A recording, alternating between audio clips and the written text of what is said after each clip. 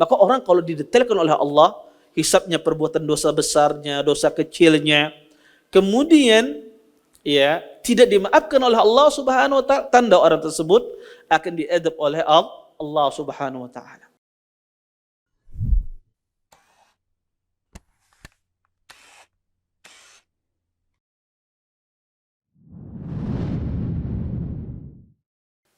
Assalamualaikum warahmatullahi wabarakatuh. Innal hamdalillah nahmaduhu wa nasta'inuhu wa nastaghfiruh wa na'udzu billahi min shururi anfusina wa min sayyiati a'malina. May yahdihillahu fala mudilla lahu wa may yudlil fala hadiya lahu. Asyhadu an la ilaha illallah wahdahu la syarika lahu wa asyhadu anna Muhammadan abduhu wa rasuluh.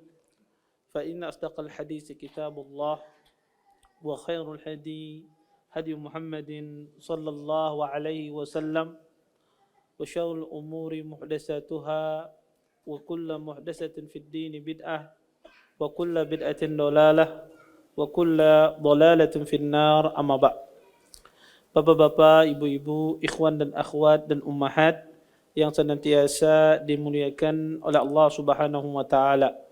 Alhamdulillah, segala puji bagi Allah Subhanahu wa taala dengan limpahan nikmat yang begitu besar, di antaranya nikmat iman, nikmat Islam, nikmat kesehatan, sehingga kita dimudahkan oleh Allah Subhanahu wa taala untuk meluangkan waktu kita bisa berhadir di majelis ilmu. Mudah-mudahan apa yang kita cari, apa yang kita pelajari pada malam hari ini mendatangkan keberkahan dari Allah Subhanahu wa taala dan kita bisa mengambil manfaat dari apa yang akan disampaikan nantinya. Bapak, Ibu, ikhwan dan akhwat yang dimuliakan oleh Allah Subhanahu wa taala, kita masih melanjutkan pembahasan kita tentang rukun iman bil yaumil akhir, beriman pada hari akhir. Pada pertemuan sebelumnya kita mengambil tentang masalah as-suhuf, lembaran. Sekarang kita masuk pada pembahasan baru, yaitu maji'ullah Jalla Jalaluh li faslul qadha. Kedatangan Allah Subhanahu wa taala untuk li faslul qadha, untuk menghukumi manusia. Allah Subhanahu wa taala berfirman dalam Al-Qur'an, kata Allah, kalla idza dukkatil ardu dakkan dakka wa jaa rabbuka wal malaku saffan saffa. Yang artinya sekali-kali tidak, ketika bumi itu bergoncang dengan goncangan yang sangat dahsyat. Wa jaa rabbuka wal malaku saffan saffa, dan pada saat itu Tuhanmu datang dan malaikat pun bersaf-saf, berbaris-baris.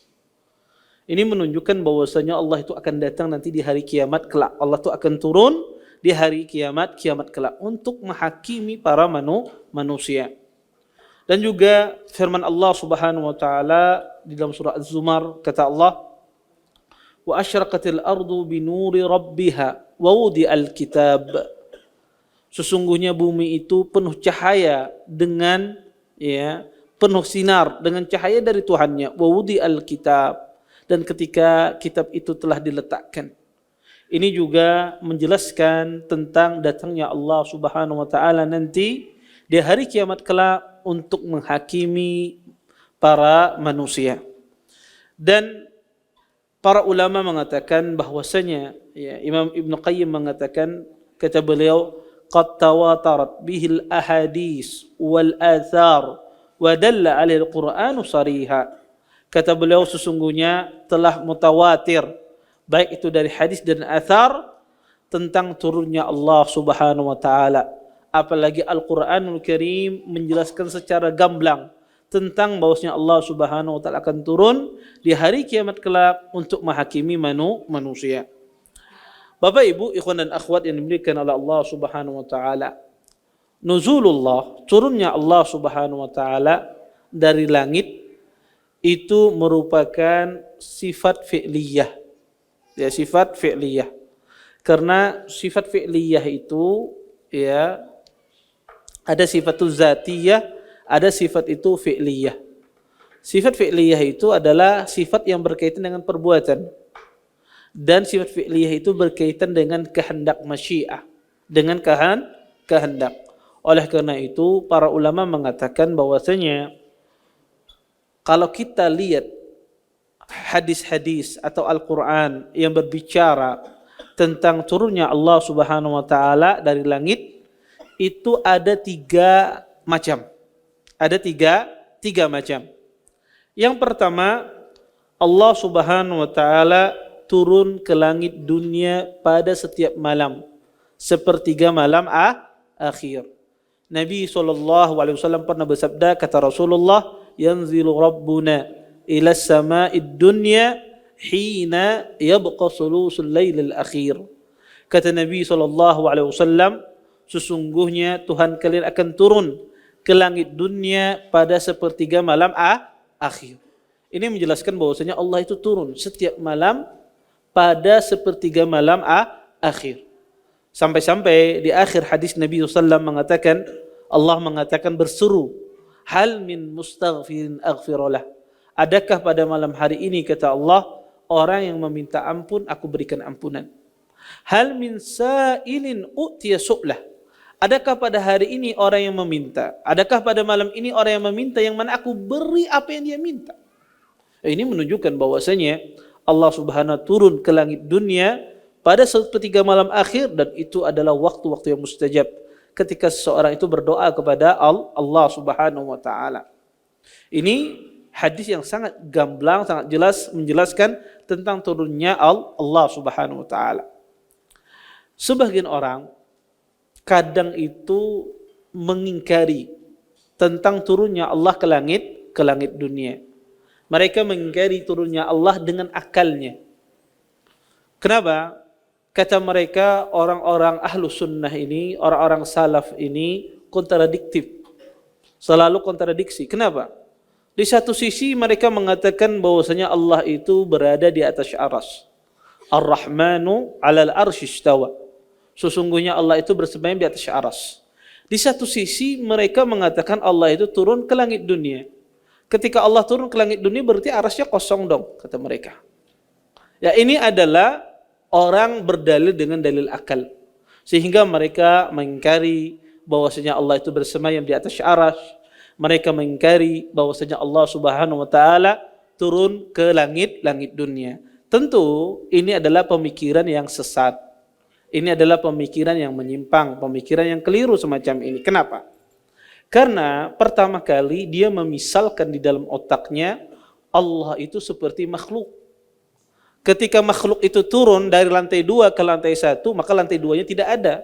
Karena dia memisalkan Allah itu seperti makhluk. Sedangkan Allah laisa kamitslihi syai'. Sesungguhnya Allah Subhanahu wa Ta'ala tidak ada sesuatu pun yang menyerupai Allah Subhanahu wa Ta'ala. Maka ya ini permisalan yang salah. Yang kedua, di makhluk pun ada. Kadang-kadang dia ada di bawah dan di satu waktu dia juga ada di atas. Kalau di makhluk aja ada semacam itu, apalagi dengan Allah Subhanahu wa Ta'ala. Ketika ada udara, di sini Anda mendapatkan udara, di lantai 2 pun Anda mendapatkan udara. Ya, ketika di sini ada udara, di lantai 2 tidak ada. Ada juga udara di lantai 2. Ya. Kalau di makhluk saja bisa demikian, tentunya Allah Subhanahu wa Ta'ala ya, lebih dari demikian. Sehingga ya, kita tidak boleh memisalkan turunnya Allah itu seperti turunnya makhluk yang mengatakan arsy-nya Allah kosong atau arsy-nya Allah tidak ada. Maka ini pemahaman yang salah dalam memahami nafs. Kita meyakini, Ahlus Sunnah wal Jamaah meyakini tentang bahwasanya Allah itu turun. Bagaimana cara turunnya? Wallahu a'lam. Kaifiyahnya seperti apa? Wallahu a'lam. Tetapi wajib kita mengimani bahwasanya Allah itu turun ke langit dunia. Ini turun yang pertama, bahwasanya Allah itu turun ke langit dunia. Kemudian nas, ya dalil yang lain yang menjelaskan bahwasanya Allah Subhanahu wa Ta'ala juga turun pada hari Arafah. Ketika orang wukuf di hari Arafah, tanggal berapa wukuf di Arafah? 9 Zulhijjah. Maka ketika orang wukuf di hari Arafah, ya tanggal 9 Zulhijjah, Allah Subhanahu wa Ta'ala turun ke langit dunia.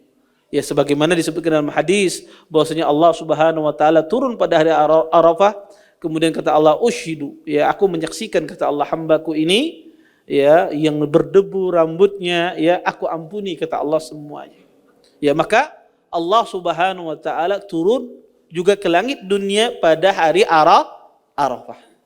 Kemudian nas yang ketiga yang menjelaskan Allah itu juga turun dari langit adalah ketika terjadinya di hari kiamat, ketika Allah ingin menghakimi manusia, yang mana pembahasan kita ini yang disebut dengan maji'ullah jalla jalaluh li faslil qadha. Allah Subhanahu wa taala turun, ya, ke langit dunia untuk, ya, menghukumi manusia.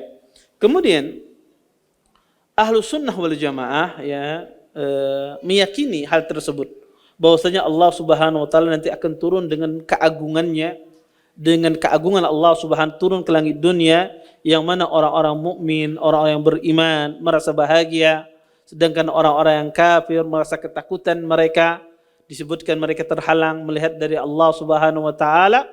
Maka Allah turun dengan kebesarannya, ya, dengan keagungannya, dengan kelayakannya, sehingga nanti di hari kiamat Allah Subhanahu wa taala akan memperlihatkan kepada kita semua tentang keagungan Allah Subhanahu wa taala, kekuasaan Allah Subhanahu wa taala di hadapan para makhluknya. Makanya di dalam ayat tadi dikatakan maka malaikat pun datang berbaris baris, ya. Ini menunjukkan bagaimana Allah Subhanahu wa taala datang dengan keagungannya.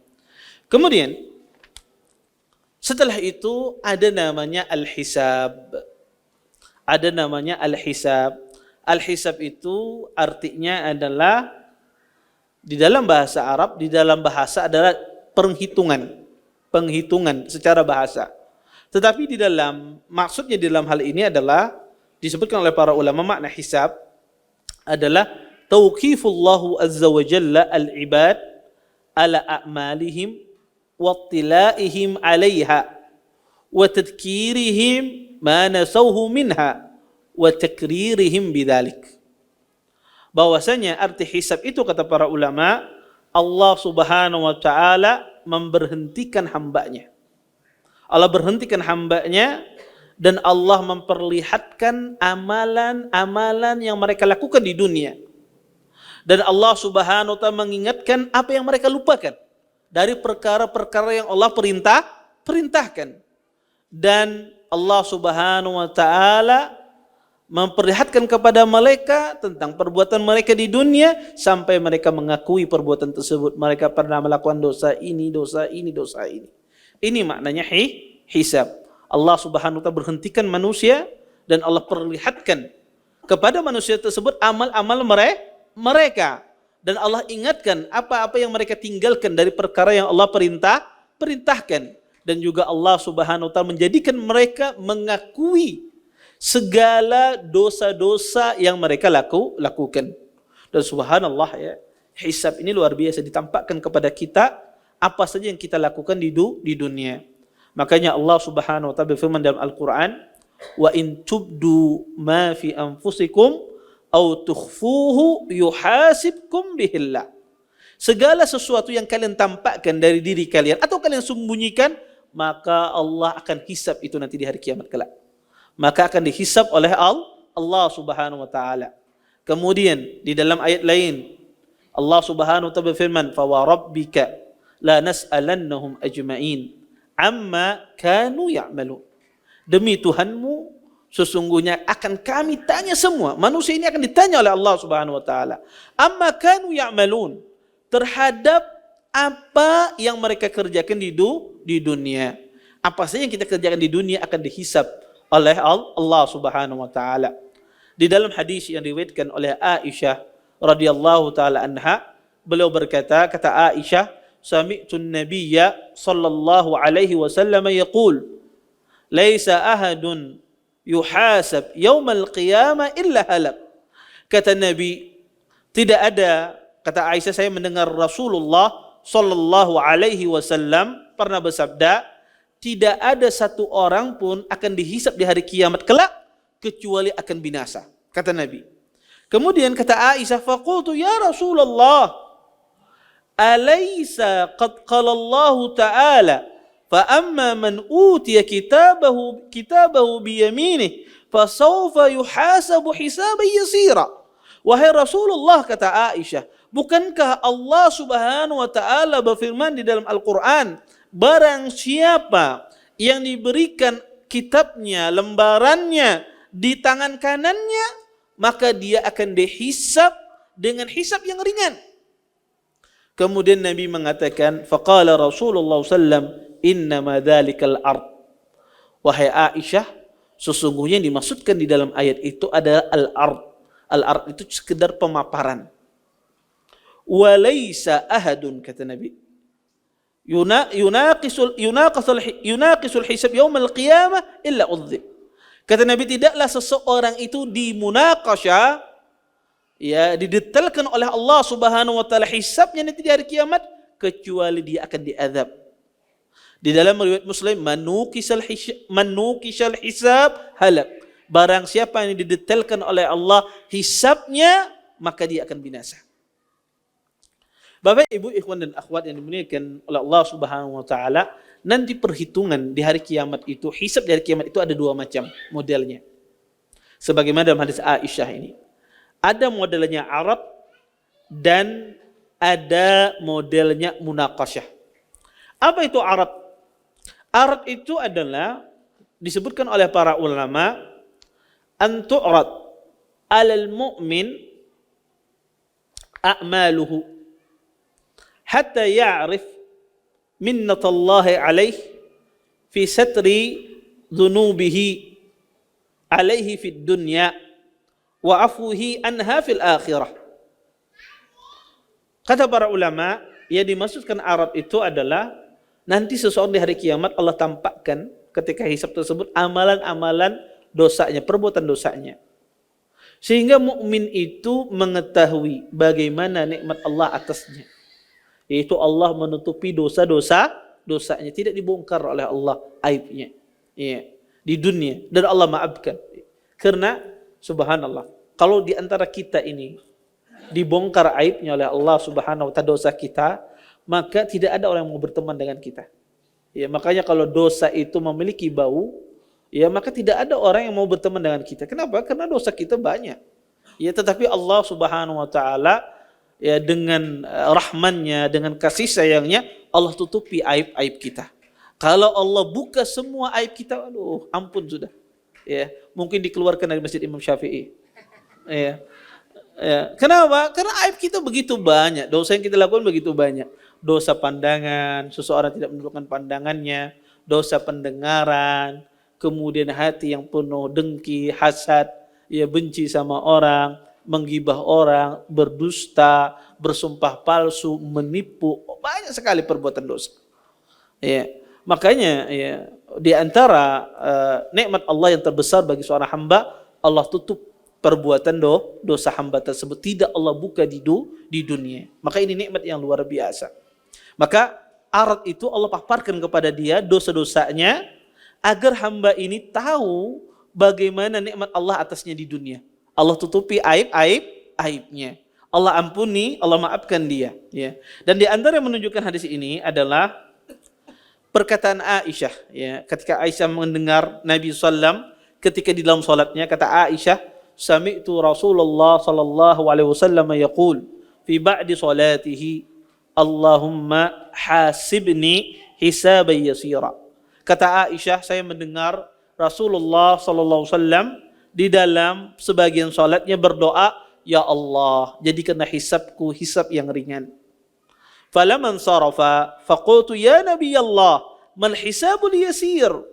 Qal ayyundar fi kitabihi faytujawazu anhu. Innahu manukisal hisab yawma idin ya Aisyah halaka. Kata Nabi sallallahu alaihi wasallam, kata Aisyah, ketika Nabi selesai berdoa tersebut, aku berkata, wahai Nabi Allah, apa itu hisab yang ringan? Apa itu hisab yang mudah?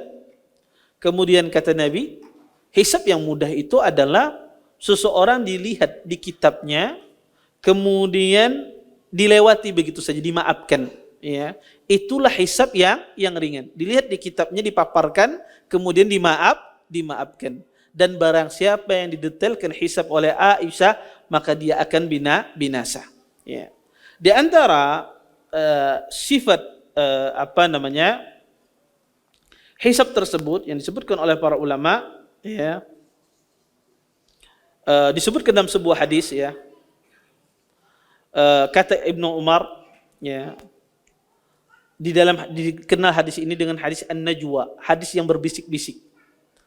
Kata Ibnu Umar, sami'tu Nabi sallallahu alaihi wasallam yaqul, sesungguhnya aku mendengar Nabi SAW bersabda, yudnil mu'min min rabbih hatta yada' alaih fayuqarriruhu bidhunubihi ta'rif dhanbin kadha yaqul a'rif yaqul rabb a'rif marratain fayaqul satartuha fid dunya wa aghfir laka al-yawm thumma tutwa sahifatu hasanatihi wa amma al-akharun aw al-kuffar fayunada ala ru'usil ashhad haula alladhina kadzabu ala rabbihim ala la'natullahi ala zalimin.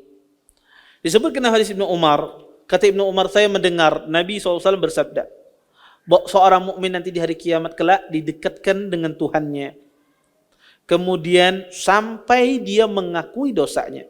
Kata Allah, tahukah engkau dosa ini? Kata hamba itu, tahu ya Allah, saya melakukan dosa ini. Kemudian kata Allah, tahukah engkau dosa ini? Engkau pernah melakukannya? Tahu ya Allah, saya melakukannya. Terus seorang mukmin itu mengatakan, saya mengetahui. Kemudian kata Allah, satartuha fid dunya. Sesungguhnya dosa ini aku tutupi di dunia. Wa aghfiruhu lakal yaum. Kata Allah, dan pada hari ini aku ampuni engkau. Iya. Dan kemudian ya dibukakan lembaran kebaikannya. Adapun yang lain, kata Rasulullah, orang kufar maka dipanggil di hadapan para manusia, ala ru'usil ashhad, di hadapan banyak orang, dikatakan kepada mereka, inilah orang-orang yang mendustakan Tuhannya, dan sesungguhnya laknat Allah terhadap orang-orang yang melampaui batas, terhadap orang-orang yang berbuat zalim. Maka Arab itu sekedar pemaparan. Ya, nanti dihisab sekedar dipaparkan dosa kita. Kamu pernah melakukan ini, dia mengakuinya. Kamu melakukan ini, mengakuinya. Kemudian Allah maafkan. Itu namanya ard. Itu yang disebut dengan hisaban yasira. Hisab yang ringan. Ada hisab yang disebut dengan munaqasyah. Munaqasyah itu apa? Seseorang dipaparkan semua amalannya. Yang kecil, dosanya yang kecil, dosa yang besar dipaparkan. Dan Allah ya tidak maafkan ya terhadap perbuatan dosanya tersebut. Ini namanya dengan munaqasyah, dipaparkan perbuatan dosanya, baik yang kecil ataukah dosa besar, dan tidak Allah Subhanahu wa taala maafkan. Ya. Ya, sedetail-detailnya Allah detailkan dosanya sedetail-detailnya. Ya, dan tidak Allah maafkan. Inilah yang dimaksud dengan hisab yang berat, dan inilah yang dimaksudkan oleh Nabi SAW, menukishal hisab halak. Barang siapa dimunaqasyah hisabnya, bentuknya munaqasyah, maka dia akan binasa, dia akan diadab. Maka orang kalau didetailkan oleh Allah hisabnya, perbuatan dosa besarnya, dosa kecilnya, kemudian ya tidak dimaafkan oleh Allah Subhanahu wa taala, tanda orang tersebut akan diadab oleh Allah Subhanahu wa taala. Ya, dan mudah-mudahan kita hisab yang ringan, atau kita termasuk orang yang tidak kena hisab. Amin. Taib.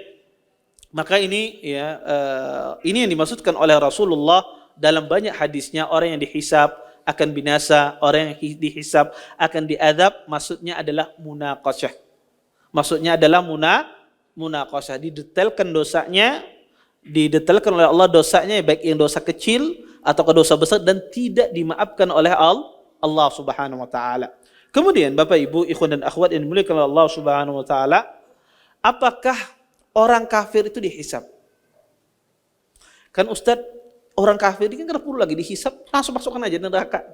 Iya, jelaskan dia tidak beriman, untuk apa dia? Apakah orang kafir itu dihisab? Jawabannya adalah para ulama mengatakan orang kafir pun akan dihisab.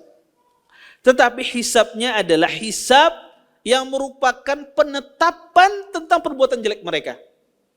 Ya. Untuk apa? Untuk menampakkan kejelekan mereka di hadapan manusia. Makanya disebutkan di dalam surah Al-An'am, Allah mengatakan, "Walau tara id wuqifu ala rabbihim, qal alaysa hadha bil haqq? Qalu bala wa rabbana. Qalu bala wa rabbina. Qal fadhuqul 'adzaba bima kuntum takfurun." Kata Allah Subhanahu wa taala, dan jika kamu melihat ketika mereka diberhentikan di hadapan Tuhan mereka, bukankah ini alaysa hadza bil haq? Bukankah ini sesuatu yang benar, sesuatu yang hak, sesuatu yang nyata? Mereka mengatakan bala wa rabbina, benar wahai Tuhanku. Maka kata Allah, fadhuqul adzab, rasakanlah azab, bima kuntum takfurun, terhadap apa-apa yang kalian kufuri, terhadap apa-apa yang kalian ingkari di dunia. Di dalam ayat lain Allah mengatakan waqifuhum innahum mas'ulun. Kata Allah, berhentikan mereka, sesungguhnya mereka akan ditanya. Ya. Juga di dalam ayat lain, di dalam surah Al-Qasas Allah mengatakan wa yauma yunadihim fayaqulu madza ajabtumul mursalin. Ketika mereka dipanggil dan disuruh kepada mereka, apa yang kalian jawab? Apa yang kalian jawab terhadap utusan-utusan Allah yang Allah utus ke muka bumi? Ini menunjukkan bahwasanya orang-orang kafir itu juga akan dihisab. Tapi hisabnya bukan seperti hisab orang mukmin. Tetapi hisab mereka adalah hisab penetapan terhadap perbuatan jelek mereka. Dan penetapan Allah Subhanahu wa taala menampakkan perbuatan jelek mereka di hadapan orang kafir. Adapun ayat yang dipahami bahwasanya orang kafir tidak dihisab, yaitu firman Allah di dalam surah Al-Qasas, wala yus'alu an junubihimul mujrimun. Kata Allah, jangan ditanya tentang dosa-dosa orang mujrim, dosa-dosa orang-orang yang berbuat kezaliman, orang-orang kafir. Maka itu maksudnya adalah mereka di sebagian mawaqif, di sebagian kondisi di hari kiamat tidak ditanya lagi, langsung dimasukkan. Bukan pada masalah hisab. Atau kata para ulama, mereka tidak ditanya pertanyaan yang mudah. Ya, pertanyaan yang mudah, tetapi mereka ditanya dengan pertanyaan yang susah untuk menampakkan perbuatan jelek mereka. Ya. Maka oleh karena itu Ahlus Sunnah wal Jamaah mengatakan orang kafir juga dihisab, ya, tetapi hisabnya adalah penetapan perbuatan jelek mereka dan dinampakkan perbuatan jelek mereka di hadapan manusia. Kemudian ada enggak orang-orang yang tidak dihisab nanti di hari kiamat kelak? Apakah ada orang-orang yang tidak dihisab di hari kiamat kelak? Maka jawabannya ada. Disebutkan dalam sebuah hadis, ya. Kata Nabi SAW dalam hadis Ibnu Abbas, yadkhulul jannah min ummati 70,000 bighairi hisab. Humul ladzina la yastarqun wa la yatatayyarun wa ala rabbihim yatawakkalun. Kata Nabi SAW, sesungguhnya akan masuk surga dari umatku nanti ada 70.000 orang masuk surga tanpa hisab. Siapa mereka? Humul ladzina la yastarqun, yaitu mereka yang tidak meminta ruqyah, wala yatatayyarun, dan mereka tidak melakukan tatayyur, wala yaqtawun, mereka tidak mengobati dengan besi panas, wa ala rabbihim yatawakkalun, dan mereka bertawakal kepada Tuhan mereka. Nah, ini 70.000 golongan yang masuk surga tanpa hisab. Dan kita tahu subhanallah, ya, sahabat Nabi, ya, itu berapa jumlahnya? Lebih dari 120.000 orang. Sahabat Nabi lebih dari 120.000 orang. Yang kata Nabi cuma 70.000 orang. Ya, kalau hitungan dunia kayaknya pesimis kita. Tetapi kita harus husnudzan kepada Allah Subhanahu wa taala. Dalam sebagian riwayat disebutkan ma'a kulli alfin 70,000. Dalam sebagian riwayat disebutkan setiap 1.000 orang membawa 70.000 orang. Berarti 70.000 kali 1.000, jadi berapa jumlahnya? Kada bisa, mana yang jago matematika?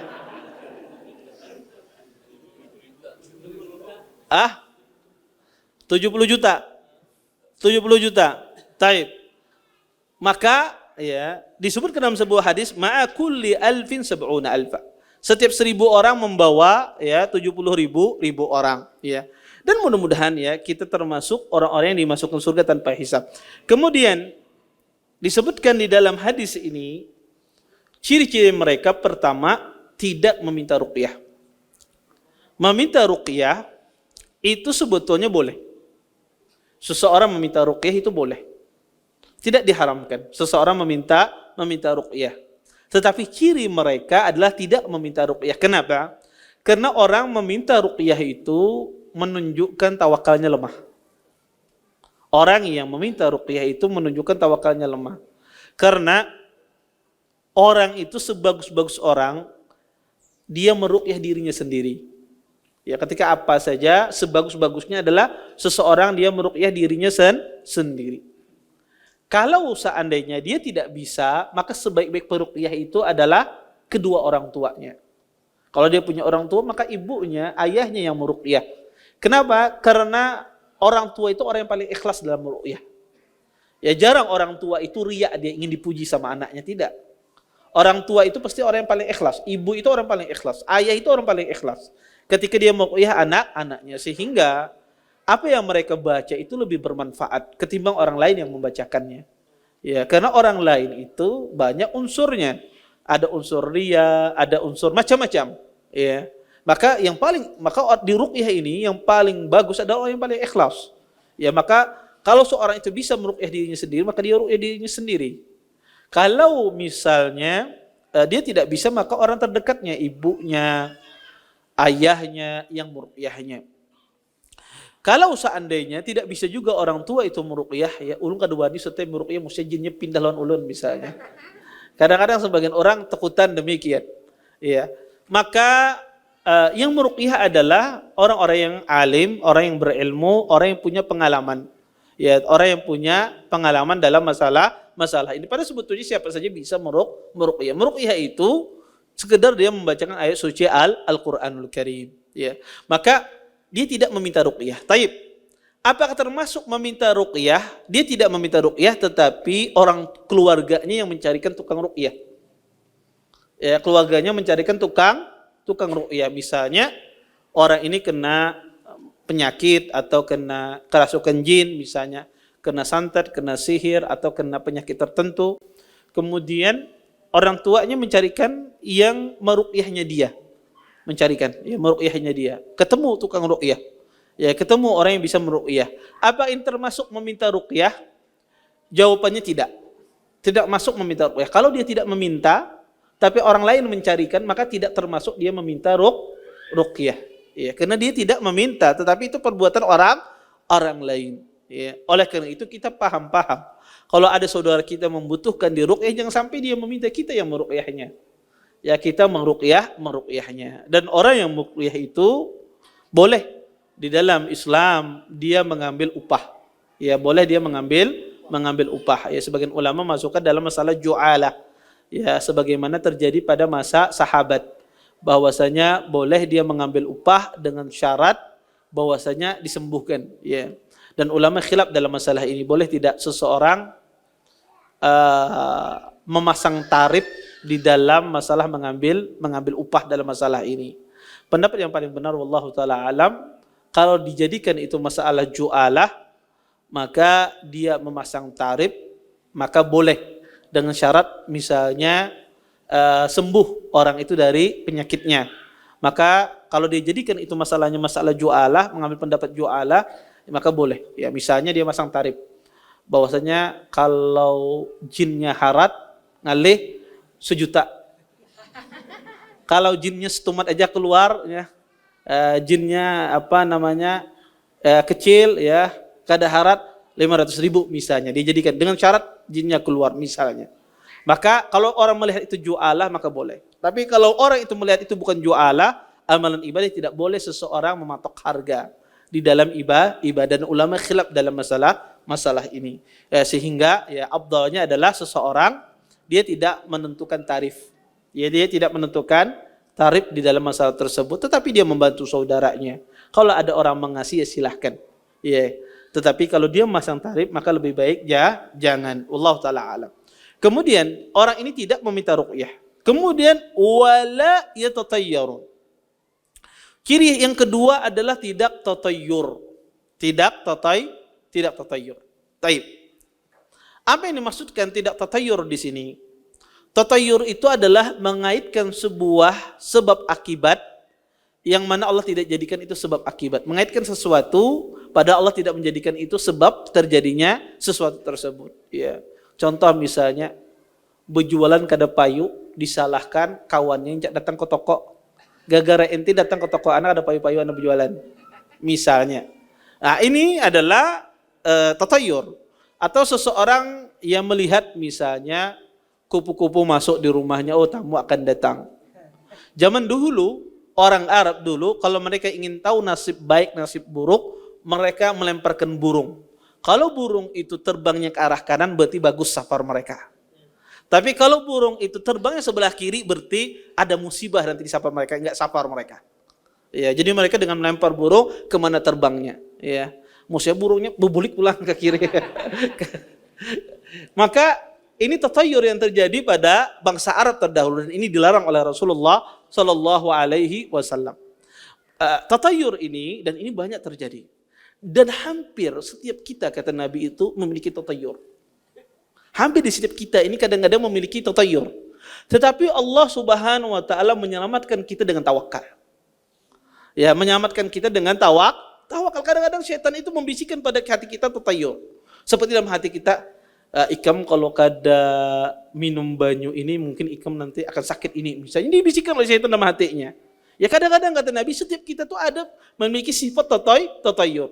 Tetapi Allah Subhanahu Wa Taala menghilangkannya dengan apa? Dengan tawakal. Ya. Maka tatayur ini dihilangkan dengan seseorang bertawakal kepada Allah Subhanahu Wa Taala. Dan tatayur ini hukumnya syirik kecil.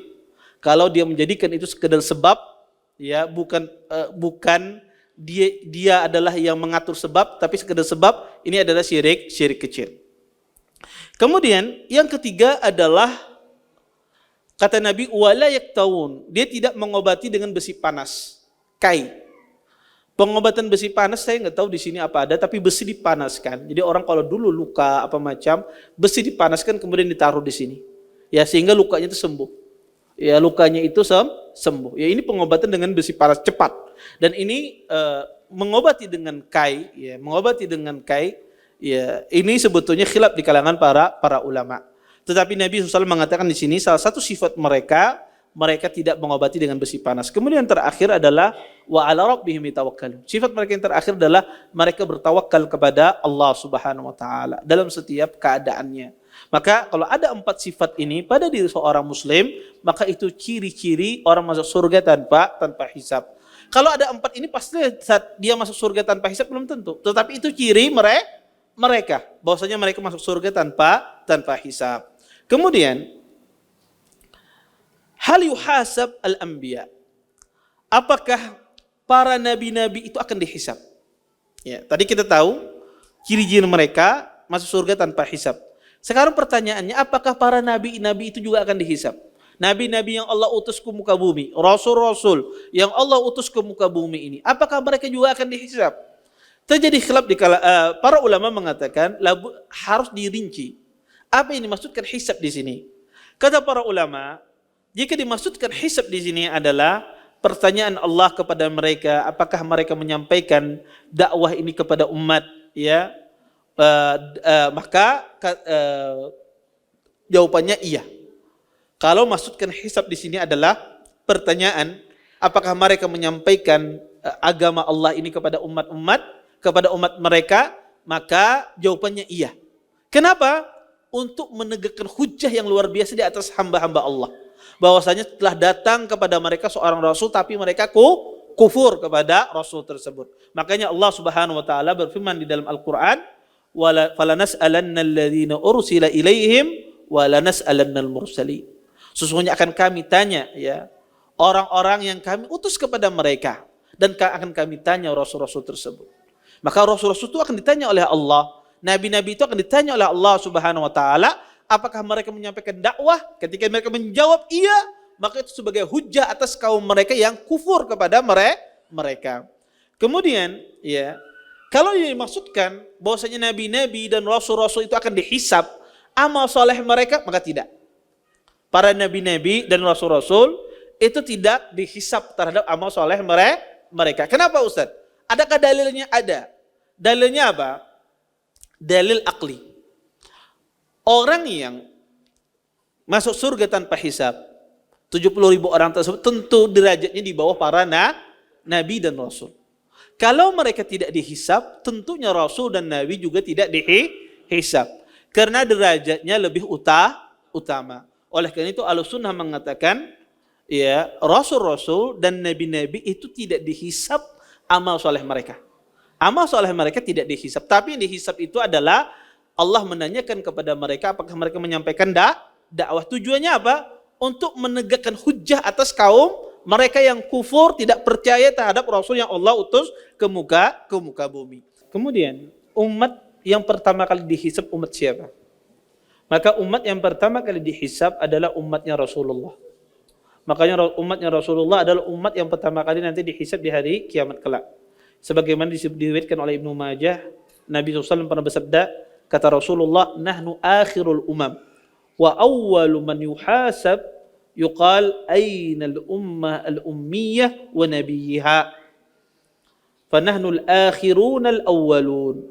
Kata Nabi SAW, sesungguhnya kita ini adalah umat yang terakhir dan kita adalah orang yang pertama kali dihisab nanti di hari kiamat kelak. Dikatakan, mana umat yang ummi, ya, umat yang ummi nabinya, yaitu Rasulullah sallallahu alaihi wasallam. Maka kata Nabi, kita yang terakhir, tetapi kita yang pertama kali dihisab Allah nanti di hari kiamat kelak. Dan yang pertama kali diperselesaikan, ya, dihisab antara hamba dengan sesama hamba adalah ad-dima, yaitu masalah darah. Orang yang menumpahkan darah itu pertama kali diselesaikan nanti di hari kiamat kelak. Ya, ini kalau terjadi persengketaan perbuatan zalim kita dengan orang lain, ya kita tentu banyak ya perbuatan zalim kepada orang lain, entah itu perkataan, entah itu perbuatan, maka yang pertama kali diselesaikan adalah apa? Masalah darah. Orang yang menumpahkan darah. Kemudian yang pertama kali dihisab dari amal soleh adalah salat. Jadi yang pertama kali dihisab dari perbuatan zalim kita kepada orang lain adalah perbuatan penumpahkan darah. Dan yang pertama kali dihisab dari amal soleh adalah salat. Ya, maka salat ini pertama kali dihisab nanti di hari kiamat kelak. Nabi SAW pernah bersabda, kata Rasulullah, awwalu ma yuqda bainan nas yaumal qiyamati fid dima. Pertama kali nanti yang dihisab di hari kiamat kelak adalah ad-dima, masalah orang yang menumpahkan darah. Dan Nabi juga pernah bersabda, kata Rasulullah, awwalu ma yuhasabun nasu bihi yaumal qiyamah min a'malihim as-salah. Dan orang yang pertama kali nanti dihisab, ya, amal salah yang pertama kali nanti dihisab di hari kiamat kelak adalah salat. Ya, oleh karena itu jangan tertukar. Banyak orang bingung, Ustaz, yang pertama kali dihisab itu apa? Kalau amal saleh yang pertama kali dihisab adalah salat. Adapun perbuatan zalim kita kepada manusia, maka yang pertama kali dihisab adalah apa?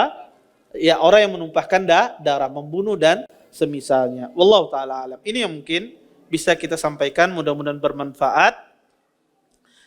Kalau ada pertanyaan silahkan. Kalau yang mau bertanya silahkan angkat tangan, bisa sebelum saya ke kertas. Bismillah. Ustaz, dulu kita pernah totoyur, Ustaz. Jadi bisa lihat kita dapat yang keutamaan tanpa hisab ataupun azab nih. Kenapa? Dulu pernah totoyur ataupun yang misalkan kita ruqyah kita sebelum mengenal sunnah atau mengenal hadis ini, dapat kita lah keutamaan yang sekarang ini sudah bertobat belum? Oh sudah. Baik. Beliau bertanya bahwasanya dulu pernah tatayur sebelum mengenal sunnah. Nah sekarang sudah bertobat, jadi saya tanya. Iya sudah bertobat. Apakah mendapat keutamaan demikian atau tidak? Wallahu taala alam. Mudah-mudahan orang yang tatayur kemudian dia bertobat kepada Allah Subhanahu wa taala, dulunya dia tidak tahu, insya Allah mudah-mudahan dia masih mendapatkan keutamaan tersebut sebagaimana dikatakan oleh para ulama. Apa dalilnya? Para ulama berdalil dengan seorang sahabat Imran ibn Husain. Imran ibn Husain ini, beliau ini apa? Kana tusallimu alaihi malaikah, ya. Imran ibn Husain ini malaikat salam kepadanya, seorang sahabat, malaikat salam terus kepadanya. Kemudian pada suatu hari beliau ini iktawa, mengobati dengan besi panas. Maka ketika beliau mengobati dengan besi panas, para malaikat pun tidak salam lagi kepada beliau.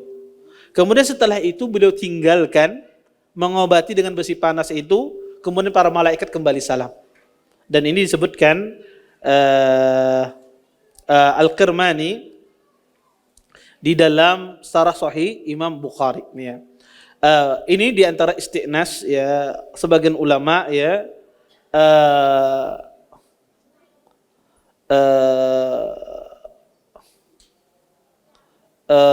bahwasanya orang yang bertaubat dari perbuatan yang tadi, maka insya Allah juga mendapatkan keutamaan tersebut.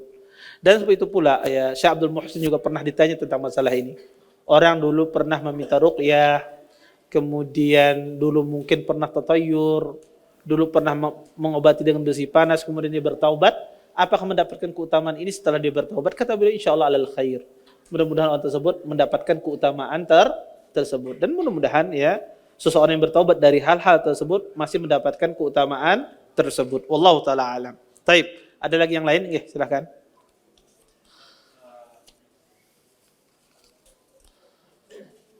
Ya. Bagaimana caranya mendapatkan hisab yang mudah itu, Ustaz? Itu yang pertama. Yang kedua, apa ciri-cirinya atau apa yang menyebabkan seorang mukmin itu mendapat hisab yang sulit? Kira-kira ciri-cirinya seperti apa gitu? Atau apa-apa aja yang mengakibatkan seorang mukmin itu akhirnya mendapatkan hisab yang susah, yang sulit itu, Ustaz? Iya. Jazakumullah khair atas pertanyaannya. Tentu ya, hisab yang ringan itu tentu tidak terlepas secara umum dari amal saleh. Ya, dari amal saleh kita. Semakin orang itu banyak amal salehnya, maka insya Allah Allah mudahkan hisabnya. Semakin orang itu banyak dosanya, maka kemungkinan besar diperberat hisabnya. Maka bagaimana cara mendapatkan hisab yang ringan adalah perbanyak amal saleh, ketaatan kepada Allah Subhanahu wa taala. Kemudian yang kedua adalah perbanyak doa, minta sama Allah. Sebagaimana Nabi berdoa kepada Allah, Allahumma hasibni hisaban yasira. Ya Allah, hisablah aku dengan hisab yang mudah. Maka perbanyak meminta kepada Allah Subhanahu wa taala dengan hisab, diberikan hisab yang mudah. Maka ini salah satu cara agar seseorang mendapatkan hisab yang ringan. Maka faktor yang menyebabkan orang dihisab dengan hisab yang berat itu tentu banyak. Pertama, ya, dia melakukan perbuatan dosa. Kemudian dia tidak bertaubat dari perbuatan dosanya, ya. Kemudian dia mungkin melakukan perbuatan dosa-dosa yang sangat besar, ya. Dan dia tidak bertaubat dari hal tersebut. Maka bisa jadi orang ini diadab oleh Allah. Kemudian dia meninggalkan doa, ya, meninggalkan doa kepada Allah Subhanahu wa taala. Maka bisa jadi orang tersebut dihisab oleh Allah dengan hisab yang berat. Adapun ciri-cirinya kita tidak tahu, ya, tidak disebutkan di dalam hadis bagaimana ciri-ciri orang yang hisabnya ringan, ya, sehingga kita tidak boleh berandai-andai. Lihat orang mukanya putih, wah ini hisabnya ringan kayaknya di hari kiamat kelak. Lihat orang mukanya mina gelap, loh ini kayaknya berat hisabnya di hari kiamat kelak. Maka tidak bisa, ya, kita tidak tahu, ya, ciri-cirinya tidak disebutkan di dalam hadis Nabi SAW. Taib. Ada lagi satu lagi.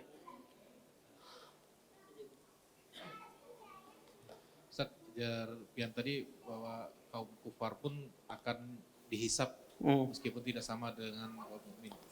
Itu kaum kufar itu waktu dihisab bisalah menuntut haknya yang mungkin pernah dia dulu misalkan sampai tidak ada bungas oleh orang muslim misalkan atau ditampar. Dia bisa menuntut haknya lah. Iya. Tentu ya, orang kafir itu punya hak kalau seandainya dia kafir dhimmi, ya. Kafir dhimmi atau kafir musta'man yang mengadakan perjanjian damai apa macam, maka dia punya hak seperti haknya seorang muslim, tidak boleh ditumpahkan darahnya. Tapi ketika dia ditumpahkan darahnya, maka dia punya hak di situ. Dia mengambil haknya. Tetapi tetap saja akhir orang kafir itu adalah di neraka, dan orang kafir itu tidak sama antara satu orang kafir dengan kafir yang lain, tergantung jenis kekufurannya. Ya, ada orang kafir itu di neraka yang paling bawah, ada di neraka di atasnya, tergantung apa tingkat kekufurannya. Tetapi semuanya di neraka. Ya, bisa jadi orang kafir itu kena haknya tidak diabaikan, bisa jadi dia mungkin tidak sampai ke neraka yang paling bawah, ya. Bisa jadi dia di neraka mungkin pertengahan dan semisalnya, ya. Maka orang kafir pun juga bertingkat-tingkat masuk neraka sebagaimana orang mukmin dan muslim juga bertingkat-tingkat masuk surga. Wallahu taala alam. Taib. Bismillah, assalamualaikum Ustaz. Apa ciri-ciri seorang itu istidraj? Istidraj itu adalah seseorang diberikan kemudahan oleh Allah, diberikan kenikmatan yang luar biasa, padahal dia dalam kondisi bermaksiat. Padahal dia dalam kondisi tidak taat kepada Allah Subhanahu wa taala. Ini mana istidraj. Tujuannya apa istidraj itu? Agar orang tersebut tambah kufur, agar orang tersebut tambah bermaksiat sehingga dia tidak bisa kembali lagi kepada Allah. Ketika dia mati akan diazab oleh Allah dengan azab yang sangat pedih. Ya, contoh misalnya orang datang ke dukun. Sekalinya Masya Allah Ustaz, keluarganya bagus-bagus, berataan misalnya, rezekinya lancar luar biasa. Ulun datang ke masjid kajian miskin terus kada pernah misalnya. Ya, orang ini ngaji ya, baca-baca ini sugih sekalinya. Ya, saya ini enggak tambah Allah bukakan usahanya. Itu namanya istidraj.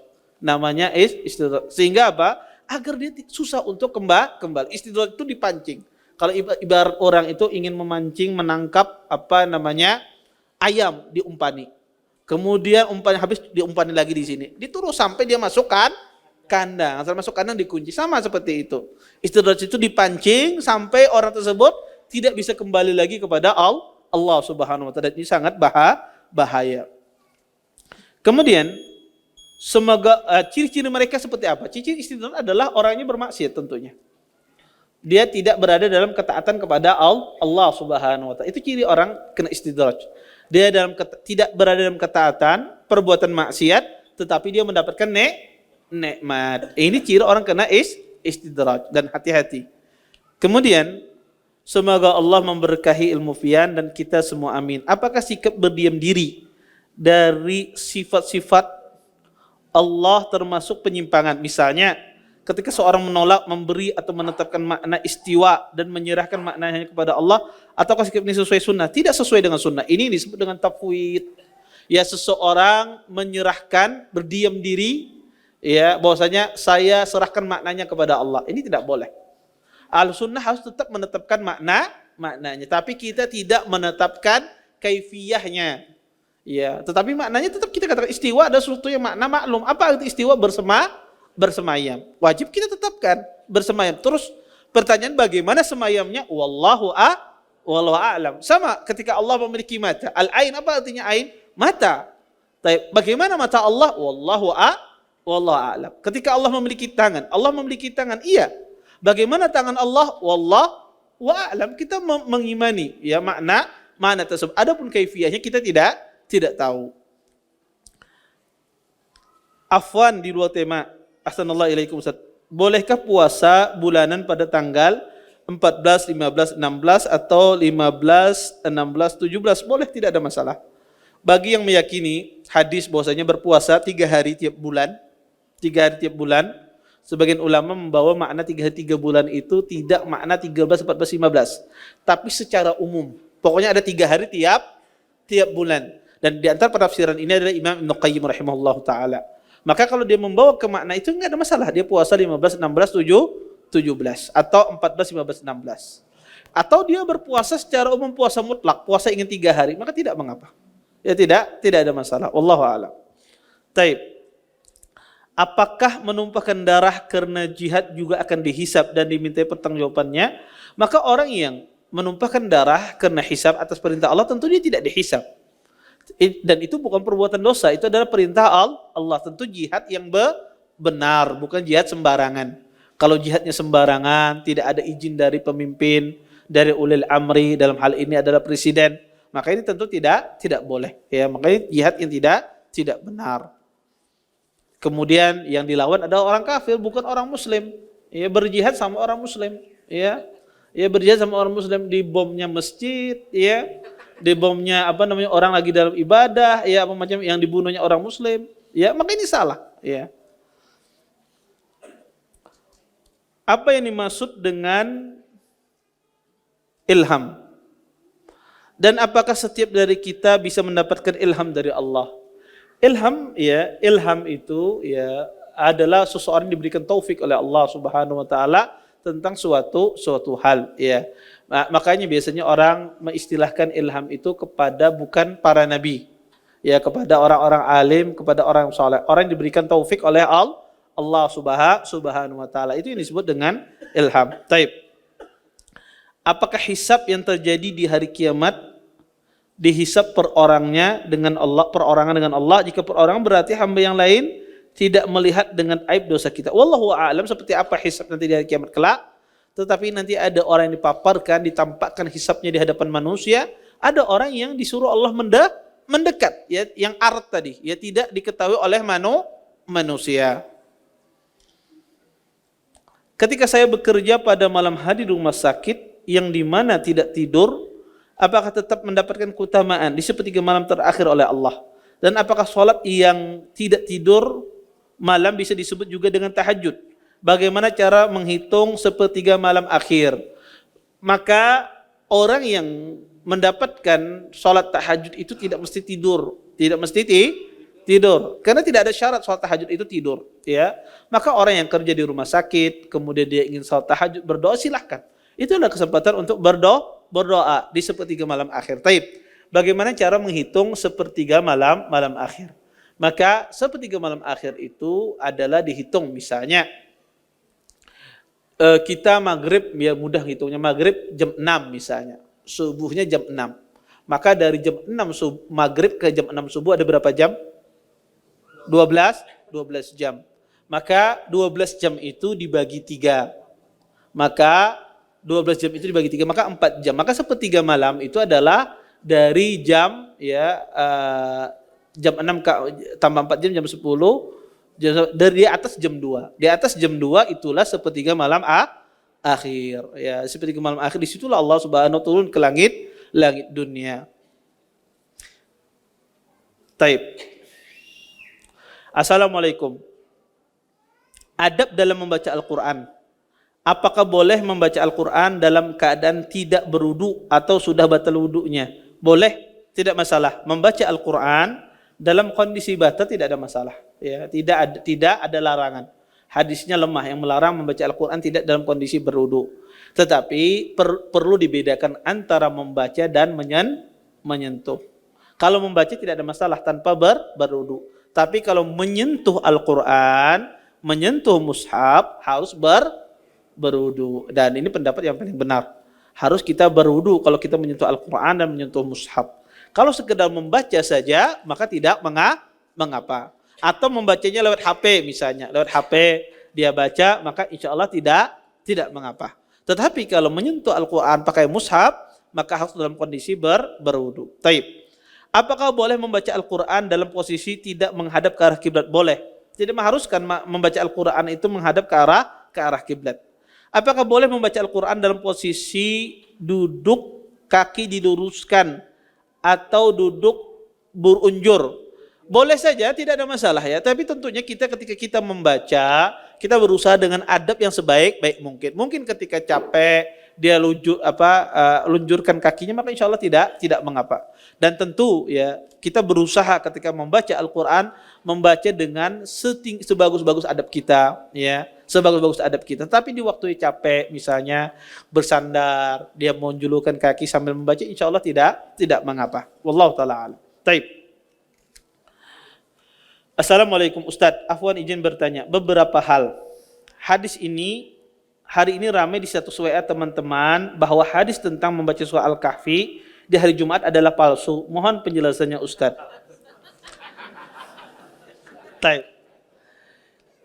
Banyak orang itu kadang-kadang mau paham.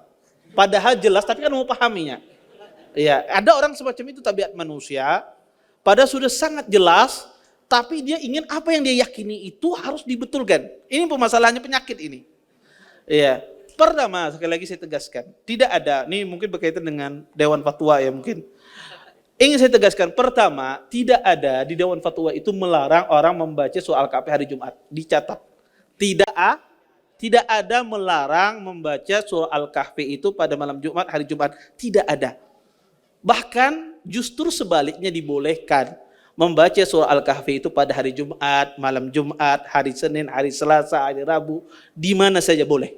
Ini perlu dicatat. Tidak ada larangan baca Jumat. Yang kedua, yang dikritisi adalah keyakinan Anda yang mengatakan fadilah itu hanya didapatkan pada hari Jumat itu yang dikritisi. Keyakinan seseorang bahwasanya fadilah ini hanya didapat pada hari Jumat saja. Fadilah ini didapat di hari mana? Hari apa saja? Hari Senin membaca dapat fadilah terhindar dari Dajjal. Hari Selasa membaca dapat fadilah. Ini yang dikritisi. Keyakinan seseorang bahwasanya kalau kada membaca hari Jumat kada dapat fadilah. Ini yang dikritisi. Ya, ini yang dikritisi. Kenapa? Pertama, Nabi SAW hadis yang sahih tidak menunjukkan bahwasanya harus dibaca pada hari Jumat. Kalau ada orang Ustadz ulun nyamannya membaca hari Jumat, tidak ada masalah. Yang penting Anda tidak berkeyakinan bahwasanya fadilah ini hanya didapat pada hari Jumat, itu saja. Dan itu kadang-kadang kada mau pahaminya, harus fadilah itu hari Jumat itu, Bang, masalahnya. Ini permasalahannya di sini. Iya. Kalau kada hari Jumat kada dapat fadilah, nah ini permasalahannya di sini. Iya. Nah itu akhirnya terbawa, ya kada boleh lah membaca, akhirnya kada membaca soal Al-Kahfi, kan ini salah paham. Ya salah paham, dan kada mau paham itu masalahnya. Iya, ya mau harus dijelaskan pakai bahasa apa lagi kalau orang kada mau paham? Iya, kan repot. Iya. Bahkan justru fatwa itu memudahkan bagi kaum muslimin. Iya, kadang orang kada ingat membaca pada malam Jumat, kadang orang kada ingat membaca pada hari Jumat karena kebiasaan. Dimudahkan bisa membaca pada hari Senin, Selasa, Rabu, Kamis ya. Bukan sebaliknya ya. Makanya itu banyak orang itu kadang-kadang tuh berkhayal dan dia mengkritisi hayalannya serongan. Jadi dia menghayal, kada bolehnya menghayal soalnya kada mendengarkan. Menghayal, kada boleh membaca hari Jumat berarti kada boleh hadisnya palsu. Ini hayalan. Jadi dia debat dengan hayalannya. Iya, bukan apa yang dia dengarkan. Taib. Bagaimana juga hadis tentang keutamaan sholat syuruk yang mendapatkan pahala seperti pahala haji dan umrah yang sempurna, apakah benar? Dan ini sudah saya jelaskan juga, bahwasanya saya jelaskan di video saya ya, bahwasanya sholat syuruk itu pertama masalahnya khilaf. Kalau ditanya anak-anak katakan hadisnya lemah. Fadilahnya bukan sholatnya. Adapun sholatnya ada. Yang saya kritisi apa? Fadilahnya. Adapun sholatnya ada. Dan dia adalah awal waktu sholat duha. Kalau pertanyaan Ustaz, boleh tidak sholat syuruk? Boleh. Tidak ada masalah. Tapi apakah fadilahnya dapat pahala seperti umrah? Wallahu a'lam. Iya. Jadi dibedakan antara kita menetapkan suatu fadilah tentang menetapkan adanya sholat. Yang dikritisi adalah fadilahnya, bukan asal sholatnya. Ya, sholatnya ada, itu dia syuruk itu adalah awal waktu sholat duha. Kalau ada orang sholat syuruk, boleh tidak Ustaz? Boleh. Tapi apa pahalanya? Wallahu a'lam, bisa jadi pahalanya lebih besar daripada yang disebutkan di dalam hadis yang lemah tersebut. Taib. Apakah sunnah seorang wanita memakai pakaian hitam dan bercadar atau niqab? Pertama, tidak mesti wanita itu memakai pakaian warnanya hitam. Boleh dia memakai warna yang biru gelap, coklat. Tidak harus pakai warna hitam. Pakai warna apa saja, yang penting tidak mencolok. Tidak memakai warna pink misalnya, ya, yang mencolok perhatian. Pokoknya pakai saja warna apa saja, yang penting tidak mencolok. Merah tua, misalnya merah hati, ya biru tua, coklat, ataupun warna-warna yang lain. Taib. Kemudian masalah bercadar niqab, ini khilaf ulama ya, masalah cadar ini apakah boleh wajib apa tidak? Terjadi khilaf di kalangan para ulama ya, para ulama. Ada yang mengatakan wajib, ada yang mengatakan tidak. Saya tidak ingin panjang lebar masalah niqab ini, yang jelas kalau seseorang itu pakai cadar, pakai niqab tentu lebih baik daripada tidak memakai cadar, tidak memakai niqab. Kenapa? Karena wanita itu fitnah. Ya, Ustadz ulun kada cantik, semua wanita cantik. Bedanya apa? Ada yang paling cantik, ada yang pernah cantik, ya, ada yang cantik. Ya itu bedanya, ya. Yang pernah cantik dulu dia pernah cantik, ya. Tapi tetap wanita itu cantik, maka lebih baik dia pakai apa? Cadar. Taib. Apakah wanita yang sholat berjamaah di masjid wajib kaki kanan dan kirinya menyentuh kaki di sampingnya sehingga harus terbuka lebar seperti laki-laki? Maksudnya shaf di dalam sholat. Ya tidak harus lebar-lebar, ya yang senormal-normalnya. Ya yang sesuai tabiat ya, sesuai biasa. Tidak dilebarkan juga tidak disempitkan ya. Kemudian ya sudah ini. Assalamualaikum warahmatullahi wabarakatuh. Ustadz, bagaimana menangani orang yang kesurupan? Bagi anak yang awam ini, apa yang harus dilakukan saat berduaan saja dengan orang yang kesurupan ini? Terus apa orang yang pernah kesurupan ini suatu saat akan dirasuki kembali, dan bagaimana cara membentengi diri? Pertama, kalau antum berani tentu bacakan. Kalau kada berani, buka. Iya. Taib. Pertama, kalau orang itu kesurupan, ya kalau karena ada orang-orang yang kada berani, apa? Jangan dipaksakan kalau Anda kada berani. Iya, apa macam dengan orang kesurupan. Taib. Kalau di hadapan Anda ada orang kesurupan, Anda tidak berani, ya sudah, Anda cari orang lain. Ya, kalau Anda tidak paham. Tapi kalau Anda di hadapan Anda ada orang kesurupan dan Anda ingin mengobatinya, maka bacakan ayat suci Al-Qur'an. Bacakan ayat suci Al-Qur'an. Ada cara membaca ayat suci Al-Qur'an. Dibacakan ayat suci Al-Qur'an. Kalau bisa, kalau ada punya air zam-zam, ya, air zam-zamnya diruqyah dengan bacaan surah Al-Fatihah, kemudian surah Al-Ikhlas, Mu'awwidzatain, kemudian kalau dia bacakan surah Al-Baqarah, sembari dia meludah di air zam-zam tersebut sedikit ya. Seperti gitu semacam itu, dia mengeluarkan ludah, kemudian ya dimandikan. Kalau seandainya orang itu kesurupan, ya dimandikan dia, atau dia kena sihir dan semisalnya, dimandikan dengan air zam-zam tersebut. Nggak mesti air zam-zamnya, kalau nggak punya banyak, ya mungkin dicampur dengan air yang lain. Yang penting dibacakan air yang dibacakan ayat ruqyah, ayat suci Al-Qur'an, kemudian dimandikan kepada orang tersebut. Setelah dimandikan kepada orang tersebut, kemudian kasih dia minyak zaitun, dioleskan seluruh tubuhnya. Karena minyak zaitun itu minyak yang penuh berkah, kata Nabi SAW. Kemudian dikasih kurma ajwa, ya. Sebagus-bagusnya kurma ada kurma ajwa, ya, kata Nabi SAW, terhindar dari sihir dan racun. 7 biji, ya, setiap hari dia memakannya. Kalau tidak punya kurma ajwa, kurma yang lain. Ya, kurma yang lain insya Allah kata si bin Bas sama saja. Ya, kalau seandainya tidak ada kurma ajwa orang berjual, maka kurma yang lain pun insya Allah sama. Maka 7 butir disuruh dia makan tiap hari. Kemudian setelah itu Anda ruqyah, Anda bacakan ya ayat suci Al-Qur'anul Karim, Anda bacakan ya, kemudian suruh orang tersebut juga berzikir pagi petang ya. Maka hal yang tadi Anda lakukan tadi, memandikan, kemudian ngolesi minyak zaitun, kemudian itu dilakukan 2 kali sehari, pagi dan sore. Dan insya Allah ya dalam beberapa hari insya Allah jinnya keluar. Orang kesurupan itu insya Allah keluar ya. Yang penting seseorang dibacakan terus Al-Quran, dia ikhlas membacanya, maka insya Allah ya jin itu tidak akan bertahan lama.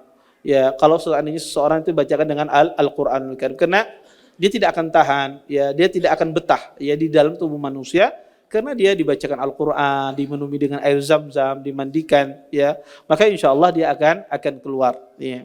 Maka seseorang kalau dia paham maka lakukan. Kalau dia tidak paham, cari orang lain yang mengerti, ya.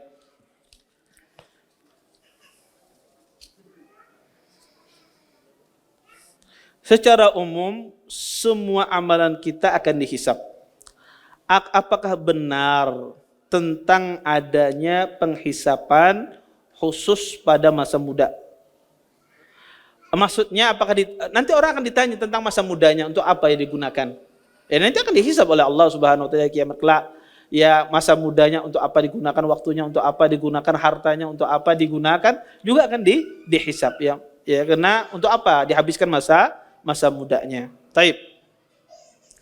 Bismillah, izin bertanya Ustadz, keluarga ana terkena sihir. Sewaktu di ruqyah dia merasa, tadi saya lupa, apakah orang yang terkena sihir itu atau kesurupan itu sudah keluar bisa kembali lagi jinnya? Ya bisa. Dan itu bahkan sering terjadi, ya. Karena dia pernah masuk, maka akan mudah dia masuk kembali. Maka harus ekstra. Orang yang terkena kesurupan itu harus ekstra dia menjaga dirinya. Maka baca zikir pagi dan petang, kemudian hindari hal-hal yang menyebabkan jin itu datang. Di antaranya gambar-gambar yang bernyawa di rumah itu dihilangkan. Ya, patung-patung dan semisalnya itu jangan ada di rumah kita, sehingga ya tidak datang jin tersebut. Kemudian dibaca rumah itu, bacakan Al-Quran, surah Al-Baqarah ya, karena syaitan tidak akan datang rumah yang dibacakan surah Baqarah. Maka ya dijaga, ya harus dia jaga. Ya zikir pagi petang, ya dia baca, ketika makan dia baca, ya maka jangan lupa dia membaca zikir-zikir. Dengan itu adalah penjagaan yang luar biasa. Dan harus diyakini syaitan itu penakut. Syaitan itu lemah dan penakut, tapi pura-pura kayak saja jagau kata orang Banjar. Ya, maka syaitan itu penakut sebetulnya. Dan dia sangat lemah. Orang yang bertauhid itu orang yang sangat kuat. Dan dia meminta kepada Al-Azizul Jabbar, kepada Tuhan yang Maha perkasa. Ya, maka sebetulnya ya sesungguhnya kata Allah syaitan itu kaidnya sangat lemah sekali lemah. Ya, maka dia menampakkan ya seperti dia seorang yang hebat, sama seperti kayak apa?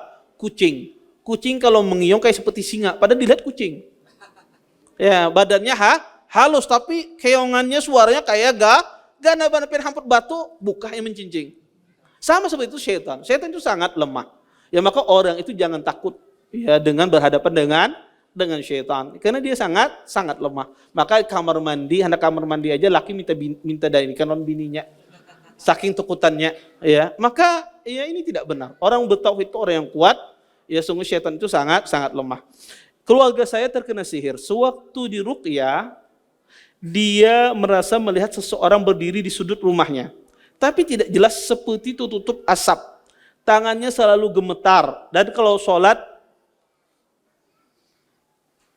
sholat dan zikir pagi petang selalu mengantuk. Sering bermimpi didatangi ular. Mohon nasihat dari Ustadz, apa yang harus kami lakukan? Karena keadaan ini sudah berlangsung 1 tahunan. Ia diruqyah terus.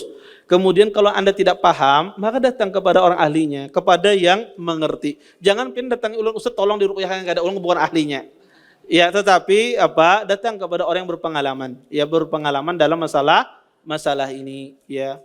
Orang yang sudah pernah mengobati banyak, orang-orang ustaz-ustaz atau para dai-dai atau penuntut ilmu banyak, ya. Orang-orang sunnah yang mengobati hal-hal semacam ini. Maka datang kepada mereka, minta tolong diruqyahkan, diobati, maka insya Allah kalau diobati sembuh. Tetapi yakin, bertawakal kepada Allah, minta pertolongan sama Allah Subhanahu wa taala. Wallahu taala a'lam. Baik, saya kira cukup ya untuk pertemuan kali ini. Kita tutup dan doa kafatul majlis.